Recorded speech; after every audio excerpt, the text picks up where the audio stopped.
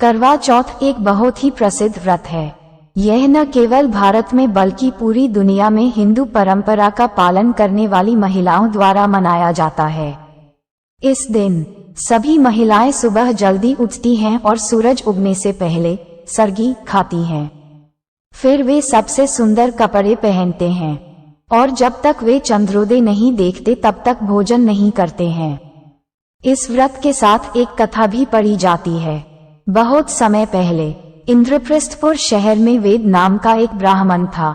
वेद ने लीलावती से खुशी खुशी शादी की थी और उनके 7 महान पुत्र और वीरवती नाम की एक चतुर बेटी थी। 7 भाइयों की इकलौती बहन के कारण उसे न केवल उसके माता पिता बल्कि उसके भाइयों ने भी लाड़ प्यार किया। एक बार जब वह परिपक्व हो गई तो उसकी शादी एक उपयुक्त ब्राह्मण लड़के से कर दी गई।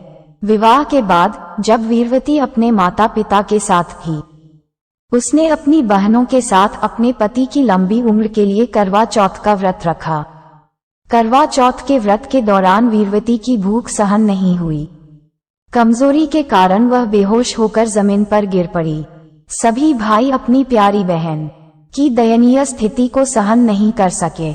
वे जानते थे कि वीरवती एक पतिव्रत है, तब तक कोई भोजन नहीं करेगी जब तक कि वह चंद्रमा को न देख ले, भले ही उसकी जान की कीमत क्यों न हो।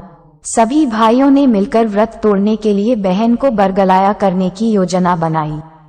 भाइयों में से एक दूर के वट वृक्ष पर छलनी और दीपक लेकर चढ़ गया।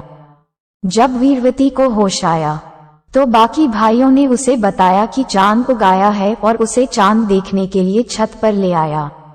वीरवती ने एक दूर वट वृक्ष पर छलनी के पीछे दीपक देखा और माना कि चंद्रमा पेड़ के घने के पीछे उगाया है। अपनी भूख मिटाने के लिए उसने तुरंत दीप को प्रसाद चढ़ाया और उपवास तोड़ा। जब वीरवती ने भोजन करना शुरू किया तो उसे सभी प्रकार के अपशकुन मिले। पहले काटने में उसे बाल मिले, दूसरे काटने में उसे छींक आई और तीसरे काटने में उसे अपने ससुराल वालों का निमंत्रण मिला। पहली बार अपने पति के घर पहुंचने के बाद उसे अपने पति का शव मिला।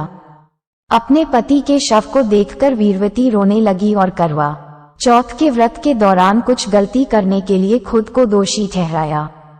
वह बेसुध होकर विलाप करने लगी।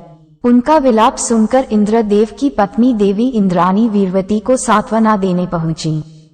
वीरवती ने इंद्राणी से पूछा कि करवा चौथ के दिन उसे ऐसा क्यों मिला और उसने अपने पति को जीवित करने के लिए भीख मांगी।